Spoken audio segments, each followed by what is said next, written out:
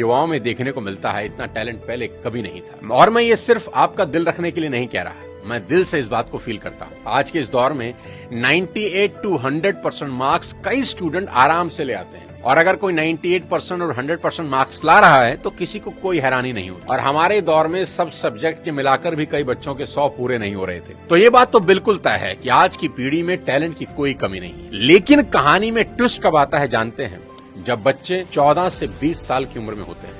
अब इनके हार्मोन्स जम करने लगते हैं, और इसका सबसे गंभीर असर ये होता है कि ये हार्मोन्स बच्चों को पेरेंट्स से दूर कर देते हैं, क्योंकि इस उम्र में बच्चों को चाहिए आजादी, और माँ बाप वो आजादी देते नहीं, क्योंकि वो जानते हैं इस तरह की आजादी के लिए ये उम्र सही नहीं है। तो पेरेंट्स रोकते हैं, समझाते हैं, उनको पता है ये उम्र फिसलने वाली है, यही वो उम्र है जिसमें फ्यूचर बन भी सकता है और बर्बाद भी हो सकता है। अब यहां बच्चों को लगता है कि यही दो लोग मेरे दुश्मन हैं। यहां बच्चे अब माँ बाप से झूठ बोलना शुरू कर देते हैं, चीजें छुपाना शुरू कर देते हैं। बच्चों को अब दोस्तों के साथ रहने में ज्यादा मजा आने लगता है, अपने ही माँ बाप अब दुश्मन दिखाई पड़ने लगते हैं। अगर किसी बात पर माँ बाप डांट दें तो आजकल के बच्चों का एक फेवरेट डायलॉग है, आवर पेरेंट्स आर आउटडेटेड। पापा आप सठिया गए हो। और अगर बच्चे ऐसा कर रहे हैं तो मुझे इसमें कोई हैरानी की बात नजर नहीं आती। ये नेचुरल है, सभी करते हैं। 25-30 साल पहले हम भी यही करते थे, और आज के कोई 25-30 साल के बाद इनके बच्चे भी ठीक इसी इंटेंसिटी से ऐसा ही करेंगे। ये साइकिल चलता रहेगा। अरे आपको दिक्कत क्या है हमसे? कम से कम हम कोशिश तो कर रहे हैं ना। बाकी मोहल्ले के लौंडों के जैसे सड़क पे आवारागर्दी तो नहीं कर रहा है, लंठाई तो नहीं कर रहा है। पढ़ाई पे ध्यान दिए होते हैं तो अरे नहीं गया ध्यान पढ़ाई पे। एक और कहानी जो इस उम्र में होती है वो ये कि बच्चे अपने पेरेंट्स से अब नफरत करते हैं और दूसरे पेरेंट की बात खुशी खुशी सुन लेते हैं। यहाँ अपना ही एग्जाम्पल देता हूँ। आज बहुत लोग मेरी बात सुनते हैं और मानते हैं, दूर दूर से कंसल्टेशन लेने आते हैं, पर मेरी अपनी बेटी को समझाने में मेरे पसीने निकल जाते हैं। कपिल शर्मा के शो में आमिर खान का भी यही प्रॉब्लम है, जो उन्होंने बताया कि सभी स्टार्स के बच्चे अपने करियर की सलाह मुझसे लेने आते हैं, पर मेरे अपने बच्चे मेरी बात नहीं सुनते। बच्चे बात सुने या ना सुने ये मेरी प्रॉब्लम नहीं है, मेरी चिंता कुछ और है, वो बताता हूं आपको।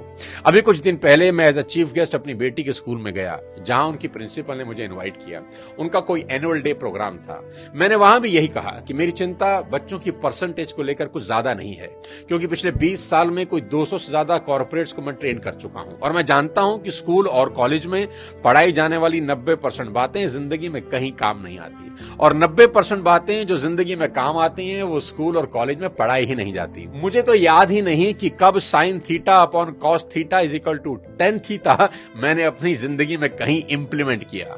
एज अ पेरेंट आज मेरी सबसे बड़ी चिंता यही है कि बच्चे किसी गलत संगत में पढ़कर कोई गलत रास्ता ना ले लें, क्योंकि कुछ रास्ते ऐसे हैं जिसमें वापसी करीब करीब नामुमकिन है, जैसे नशे का रास्ता, जहां एक बार इंसान चला जाए तो फिर वापस नहीं लौटता। नशे पर एक पूरा वीडियो मैंने बनाया है, एक बार जरूर देखना। कोई ऐसा कदम ना उठाएं जिसका पछतावा उन्हें सारी उम्र हो।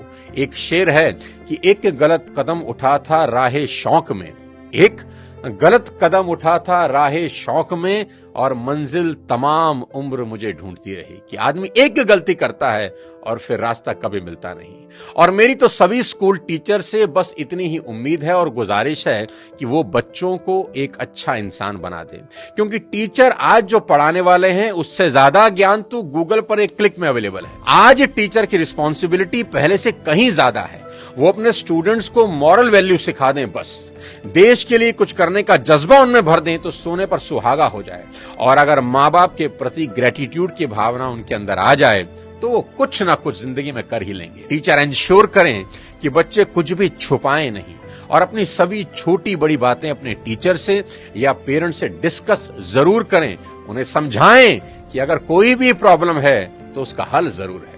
आज की बेहद होनहार जनरेशन से इतनी ही रिक्वेस्ट करना चाहता हूं कि पिता की इज्जत राम की तरह करना, कि पिता के वचन पूरे करने को जीवन के 14 बरस कठोर वनवास में गुजार दिए उस व्यक्ति ने, और वो भी खुशी खुशी। आपके माँ बाप को आपसे कुछ नहीं चाहिए, वो तो अपने जाने के बाद अपनी सारी प्रॉपर्टी संपत्ति आपको ही देकर जाने वाले हैं। देश के हर युवा से कहना चाहता हूं कि आज से 3 चीजें रोज करना शुरू कर दें अगर अब भी नहीं कर रहे। सबसे पहले रोज कम से कम 30 मिनट अपने पेरेंट्स के साथ जरूर गुजारें। इधर उधर की कैसी भी बातें करें, खुद हंसें, उन्हें हंसाएं, कोई जोक सुनाएं, उनसे उनकी कोई पुरानी यादें ताजा करवाएं, उनके स्कूल कॉलेज की बातें करें, कुछ किस्से पूछें उनसे, कैसी भी बात करें पर बात करें। देखना वो अपने स्कूल कॉलेज के किस्से बताएंगे ना, जब उनकी आंखों में चमक आनी शुरू हो जाएगी। क्योंकि दोस्त, जैसे जैसे आप बड़े हो रहे हैं ना, आपके माँ बाप बूढ़े हो रहे हैं और ये समय फिर नहीं आएगा।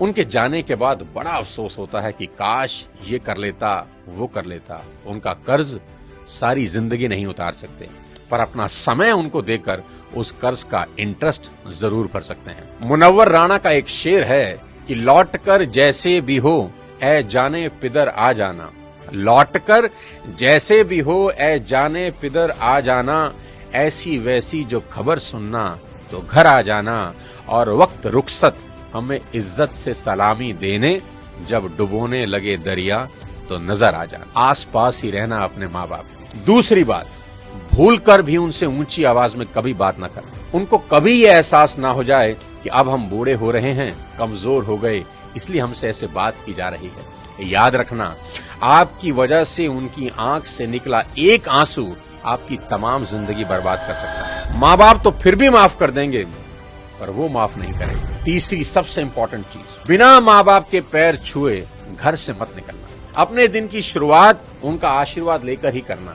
मैं आपको ये अपने पर्सनल एक्सपीरियंस से बता रहा हूं कि ये एक ऐसा सुरक्षा कवच है जो आपको बड़ी से बड़ी मुसीबत से बचा देगा। दिल से दिए उनके आशीर्वाद को भगवान भी नहीं टाल सकते। बस ये 3 चीजों पर अमल करना शुरू कर देना मेरा दोस्त। मेरा दावा है देवता भी आपको आगे बढ़ने से नहीं रोक पाएंगे। मैं चाहता हूं कि आप इस वीडियो को पूरे देश के नौजवानों को भेज दें।